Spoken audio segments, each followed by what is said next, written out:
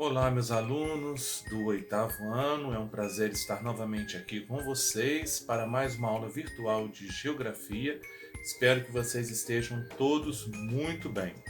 Conforme havia prometido na aula passada, eu disse que essa aula de número 10 eu estaria gravando sobre blocos econômicos, ok? Para que nós pudéssemos estar entendendo um pouquinho sobre a economia da América anglo-saxônica. Então, hoje a aula sairá um pouquinho aí do nosso contexto, né, entre aspas, mas estaremos falando sobre blocos econômicos, somente sobre blocos econômicos. Não deixarei nenhum tipo de atividade e posteriormente eu estarei dando continuidade ao nosso capítulo 4. Mas se vocês desejarem estar acompanhando, na página 6 do segundo volume do livro aí de vocês, tem 4 blocos principais que são citados, tá bom? Eu vou estar falando aqui de uma forma geral, pelo menos para explorar mais esse assunto, conforme eu já havia prometido. Então, vamos trabalhar? Com o objetivo de dinamizar e também de integrar a economia de países situados numa mesma região, com o final da Segunda Guerra Mundial e também com grande difusão da globalização, surgem então os chamados blocos econômicos. O objetivo desses blocos era e ainda é de manter livre circulação de mercadorias e, principalmente, reduzir, se possível, os impostos cobrados nas importações e também nas exportações. No primeiro momento, a ideia de blocos econômicos era exatamente uma oposição à globalização.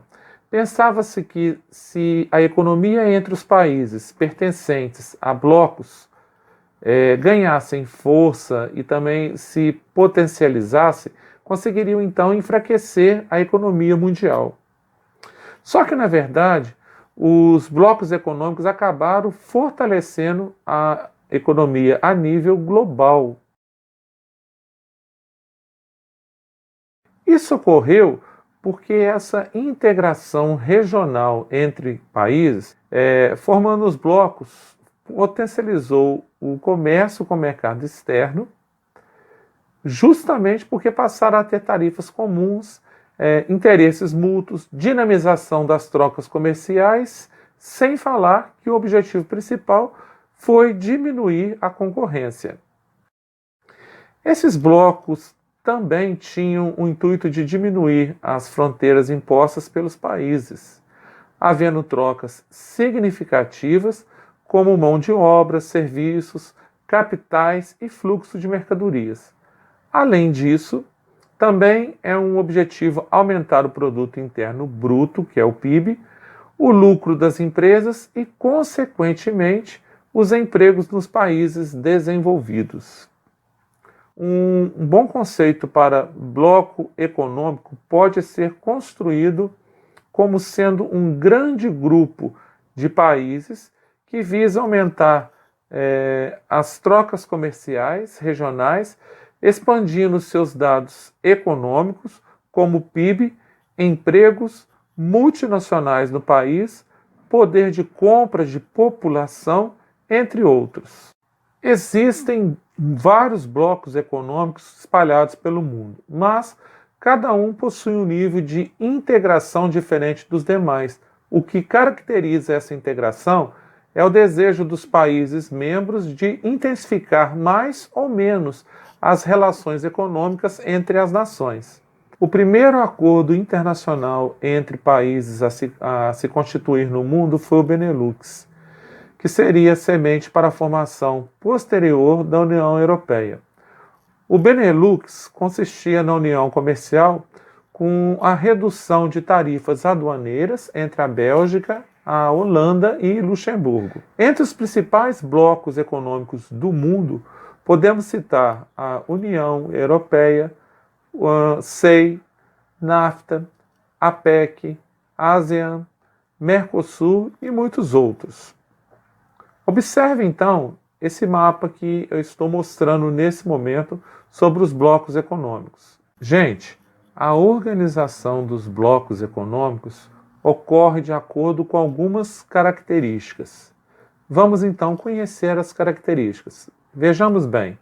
Zona livre de comércio é uma nomenclatura dada a um grupo de países que concordam em eliminar as tarifas. Eles eliminam também as cotas e preferências que recaem sobre a maior parte dos bens importados e exportados entre aqueles países. É uma integração tímida, visando apenas aos produtos e aos lucros obtidos nessa produção. Como exemplo, podemos citar o Acordo Norte-Americano de Livre Comércio, que é o NAFTA, que envolve diretamente 3 países da América do Norte, no caso o Canadá, os Estados Unidos e também o México. Outra característica de blocos, a gente tem a união aduaneira. Essa expressão simboliza um acordo de um grupo de países que se destacam por 2 pontos. O primeiro ponto é a adoção de uma tarifa externa comum e livre circulação das mercadorias vindas de países associados. A implantação de uma tarifa externa comum, conhecida como TEC, quer dizer que todos os países do grupo irão aplicar a mesma taxação em relação à importação de bens de países fora do grupo. Essa TEC vai eliminar a concorrência entre os associados junto aos fornecedores. O Mercosul, formado pelo Brasil, pela Argentina, pelo Paraguai e Uruguai, é um bom exemplo. Eles adotaram a TEC em 1995. Isso implica, por exemplo, que o Brasil não pode decidir sozinho a taxação sobre determinado produto que ele compra, por exemplo, da China, em troca de algum benefício do mercado chinês. Para mudar a taxa, eu preciso fazer um acordo com todos os 4 países membros, que também irão reduzir suas tarifas, ou seja, é preciso estar negociando em bloco. A segunda característica da união aduaneira é a formação de uma zona de livre circulação de mercadorias entre os diversos membros. No caso do Mercosul, essa segunda medida ainda não foi adotada. O mercado comum possui a integração mais evoluída. Ela possui as 2 características anteriores que eu falei, como a zona de livre comércio e o estabelecimento da TEC, mas também possuem algumas características a mais para promover uma ampliação das relações entre os envolvidos. Essa ampliação, ela busca padronizar leis trabalhistas, legislações econômicas, além de livre circulação de pessoas.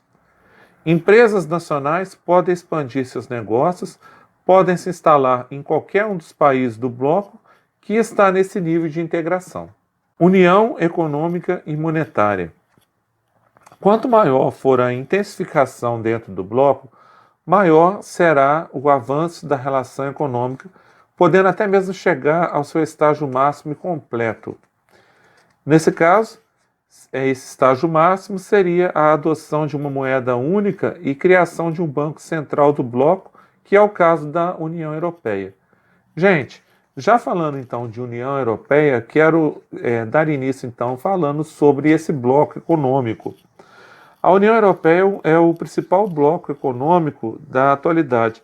Possui atualmente 28 países membros, apresentando, além de uma dinâmica econômica e comercial bem acentuado, possui também um elevado nível de organização que inclui até mesmo a livre circulação de pessoas entre as nações que fazem parte desse bloco. Conforme as relações se intensificam e avançam, o bloco pode chegar ao seu estágio máximo e completo.